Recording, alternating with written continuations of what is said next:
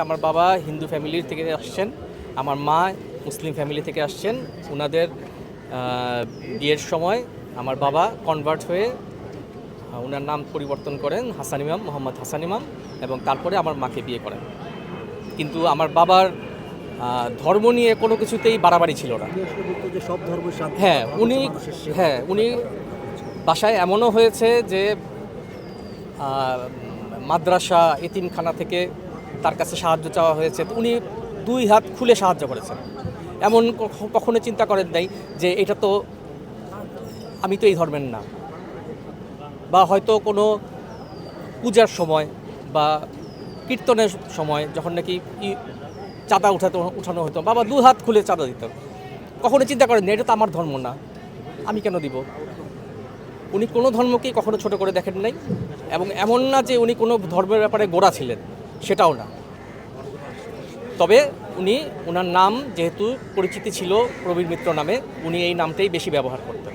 উনি সবসময় বলতেন যে আমি একসময় ক্যামেরার সামনে যাব, একদিন আমি ক্যামেরার সামনে যাব এবং আমি আবার অভিনয় করব, এটা ওনার সবসময় উনি বলতেন।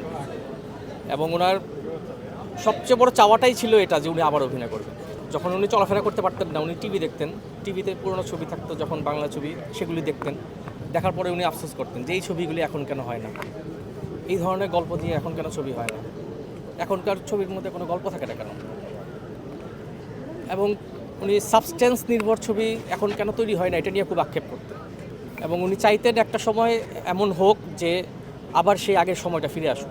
শুধুমাত্র স্টার ক্রেজ না, মানুষের অভিনয় যাতে দেখার জন্য মানুষ হলে যায়, সিনেমা দেখতে যায়, এটাকে এন্টারটেনমেন্ট হিসেবে যাতে মানুষ দেখতে যায়। আগের দিনে যেমন হতো যে প্রতিটা ফ্যামিলিতে সপ্তাহে একদিন একটা পিকনিকের মতো, একটা উৎসবের মতো একটা ঘটনা ঘটতো, যে সবাই মিলে একটা ছবি দেখতে যাওয়া পুরো ফ্যামিলি নিয়ে। এটা এখন কেন হয় না? কারণ এখনকার ছবির মধ্যে ওই রকম সাবস্টেন্স পাওয়াই যায় না, যে সবার পছন্দ হবে এমন কোনো গল্প, সবার পছন্দ হবে এমন অভিনয়, এই ধরনের ছবি হয়ই না এখন। এটা নিয়ে বাবা খুব আক্ষেপ করতেন, এবং উনি চাইতেন যে এমন একটা পরিবেশ তৈরি হোক এবং এখানকার এফডিসি বা ফিল্ম ইন্ডাস্ট্রিতে একটা ইনফ্রাস্ট্রাকচার ওইভাবে তৈরি হোক যাতে এই আগের সময়গুলো, স্বর্ণালী যে সময়টা চলে গেছে, সেই জিনিসটা আবার ফিরে আসুক। এটা নিয়ে উনি কাজ করতে চাইতেন। মৃত্যু তো আসলে কষ্টের, তারপরে আসলে ছেলে হিসেবে আজকে এই মুহূর্তে কী বলবেন? কারণ আপনি সবাই খুব চেষ্টা করেছেন শেষ বাঁচাতে, কিন্তু কষ্টের, অবশ্যই কষ্টের। ছেলে হিসাবে আমি তো অবশ্যই কষ্টের, কিন্তু এর চেয়ে আরও অনেক অনেক বেশি গর্বের যে আমার বাবা আজকে নেই, কিন্তু তার কথা প্রত্যেকটা মানুষের মুখে মুখে এখন প্রচার হচ্ছে। সবাই বলতেছে যে একটা ভালো মানুষ ছিল, একজন ভালো অভিনেতা ছিল। কষ্টের চেয়ে আমার গর্বের জায়গাটা অনেক বড়। কিন্তু মেডিকেল বোর্ড গঠন বা রাষ্ট্রীয় সহযোগিতা আপনারা বলছিলেন, কিন্তু সেগুলোর কোনো উদ্যোগ নেওয়ার জন্য যোগাযোগ করেছিল বা উনি আসলে সেই সুযোগটা না দিয়ে যে চলে গেল, সেটা নিয়ে আসলে আমরা আসলে ঠিক ওইভাবে চাচ্ছিলাম বলতে না, আমরা বলছিলাম যে হ্যাঁ ঠিক আছে, যদি স্বপ্রণোদিতভাবে যদি কেউ এটাকে উৎসাহ দেওয়ার জন্য বা হেল্প করার জন্য কেউ স্বপ্রণোদিতভাবে যদি কেউ চায়, সেই ক্ষেত্রে আমরা এটা অ্যাকসেপ্ট করবো। আমরা এমনভাবে কখনোই বলি নাই যে আমাদের হেল্প দরকার, আমাদেরকে হেল্প করে। আমরা বলেছিলাম যে উনি একজন চলচ্চিত্র শিল্পী শুধু না, উনি এমন একজন শিল্পী যাকে এক নামে সবাই চেনে।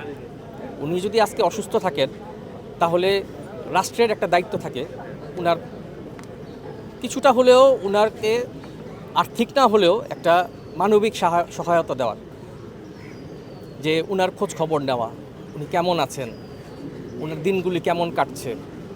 এই কাজগুলি হয় নাই।